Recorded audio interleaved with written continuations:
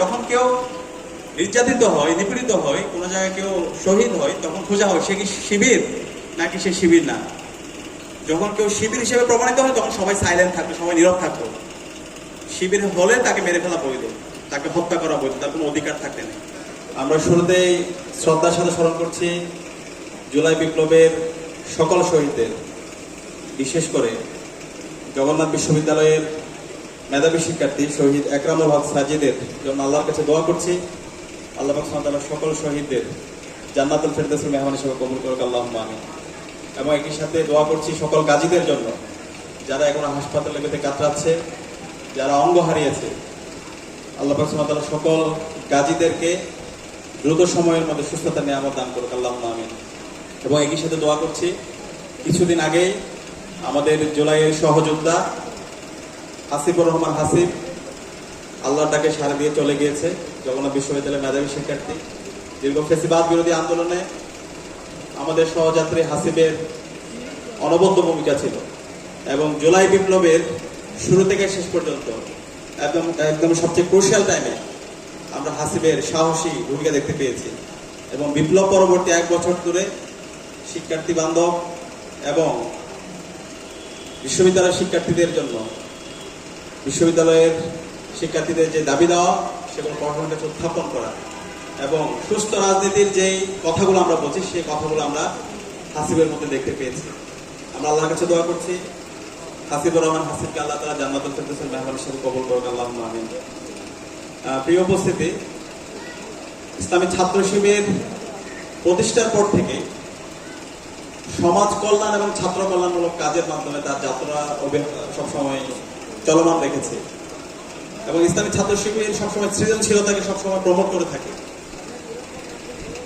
আজকের যে আয়োজন জগন্নাথ বিশ্ববিদ্যালয় ছাত্র শিবির আয়োজন করেছে, সেই আয়োজনের জন্য আমরা জগন্নাথ বিশ্ববিদ্যালয় ছাত্র শিবিরকে ধন্যবাদ জানাই।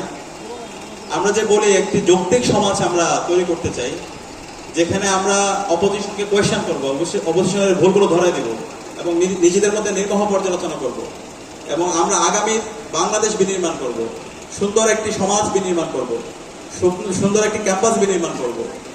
এই বিনির্মাণ করার জন্য আমাদের নিজেদের মধ্যে যৌক্তিক আলোচনা, পর্যালোচনা সেগুলো অব্যাহত থাকা দরকার এবং এই যৌক্তিক আলোচনা, পর্যালোচনা, বয়ান নির্মাণ, সুস্থ ধারার চিন্তা, সেগুলোর জন্য আমাদের এই বিতর্কের প্রয়োজনীয়তা অপরিসীম।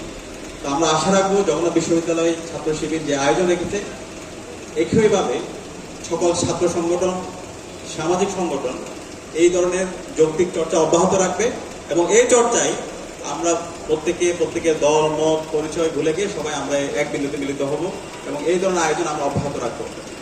একই সাথে আজকের শহীদ একরামুল হক সাজিদ স্মৃতি আন্তঃবিভাগের যে স্লোগান এখানে দেওয়া হয়েছে, বিতর্ক হোক মুক্তির সোপান।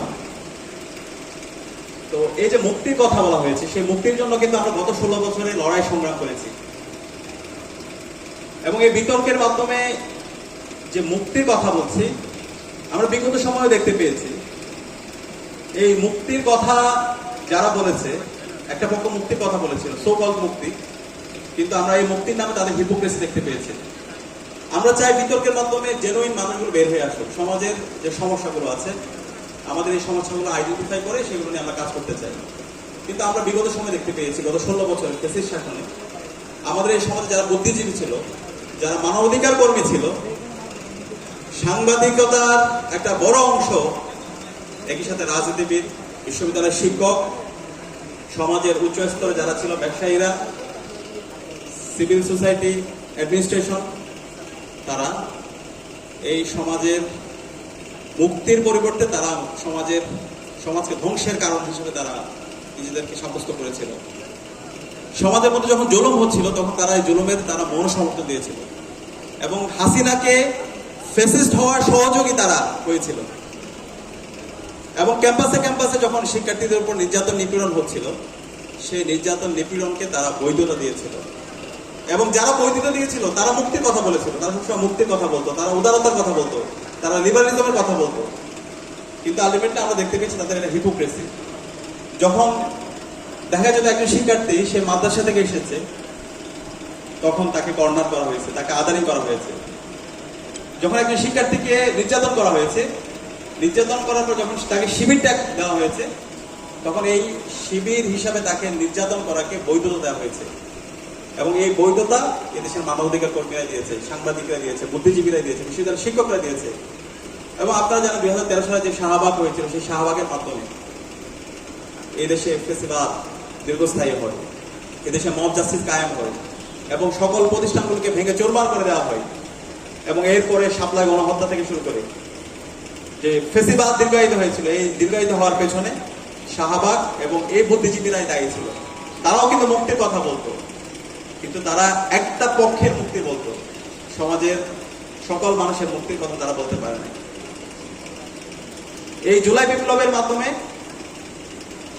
সকল শহীদদের আত্মত্যাগের মাধ্যমে, 2000 ভাই বোনের শাহাদাতের মাধ্যমে, 40,000 ভাই বোনের গাজী হওয়ার মাধ্যমে আজকে আমরা মুক্তি পেয়েছি। আজকে আমরা স্বাধীনভাবে কথা বলতে পারছি।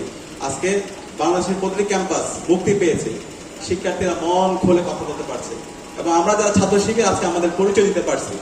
আপনাদের এই ক্যাম্পাসে বিশ্বজিতের কথা আপনাদের মনে থাকার কথা, শুধুমাত্র শিবির সন্দেহে তাকে দিনের বেলায় কুপিয়ে হত্যা করা হয়েছিল। এই শিবির পরিচয়কে প্রবলেমেটাইজ, ক্রিমিনালাইজ করা হয়েছিল। শিবিরের কোনো অধিকার ছিল না। আপনার ফাহাদের শাহাদাত পরবর্তী থেকে সবাই কথা বলতে শুরু করেছিল শিবির সন্দেহে কাউকে মারা যাবে না। কিন্তু শিবির হলে যখন কেউ নির্যাতিত হয়, নিপীড়িত হয়, কোনো জায়গায় কেউ শহীদ হয়, তখন খোঁজা হয় সে কি শিবির নাকি সে শিবির না। যখন কেউ শিবির হিসেবে প্রমাণিত হয় তখন সবাই সাইলেন্ট থাকতো, সবাই নীরব থাকতো। শিবির হলে তাকে মেরে ফেলা বৈধ, তাকে হত্যা করা বৈধ, তার কোনো অধিকার থাকতে নেই। এই ধরনের হিপোক্রেসির মাধ্যমে আমাদেরকে গত 16 বছরে যেতে হয়েছে। এবং সবচেয়ে ভিকটিম এবং সবচেয়ে মজলুম সংগঠন ছিল বাংলা ইসলামী ছাত্র শিবির। এবং রিসেন্টলি আপনারা একটি গুম কমিশনের ডকুমেন্টারি দেখতে পেয়েছেন, সেখানে দেখতে পেয়েছেন একক সংগঠন হিসাবে বাংলাদেশে বিএনপি জামাতের পরে, বিএনপির পরে সবচেয়ে বেশি জুলুমের শিকার হয়েছে বাংলা ইসলামী ছাত্র শিবির। এবং জামাত এবং শিবির একসাথে বলে সবচেয়ে বেশি জুলুমের শিকার ছিল, গুমের শিকার ছিল, নির্যাতনের শিকার ছিল। আমাদের এখন পর্যন্ত 6 জন ভাইয়ের আমরা খোঁজ পাই না, ওয়ালিউল্লাহ মুকাদ্দিস সহ 6 জন ভাই এখন পর্যন্ত কোথায় আছে আমরা জানি না। আমাদের শত শত ভাইদেরকে শহীদ করা হয়েছে, হাজার হাজার ভাইদেরকে পঙ্গু করা হয়েছে। এই জুলাই বিপ্লবের মাধ্যমে আজকে আমরা আজাদি পেয়েছি, আজকে আমরা মত প্রকাশের স্বাধীনতা পেয়েছি, আজকে আমরা শিক্ষার্থীদের কাছে আমাদের কথাগুলো বলতে পারছি। জুলাই বিপ্লব পরবর্তী আমরা 1 বছর জুড়ে আমরা দেখিয়েছি কিভাবে ইএফটি ফার্স্টের সাথে ট্রেড করুন যে কোনো জায়গা থেকে। ক্যাম্পাসে ক্লাসের ফাঁকে, ঢাকার জ্যামে বসে কিংবা ঘরে বসে, ট্রেডিং এখন হাতের মুঠোয়। তাই ট্রেড করুন যখন খুশি, যেখানে খুশি।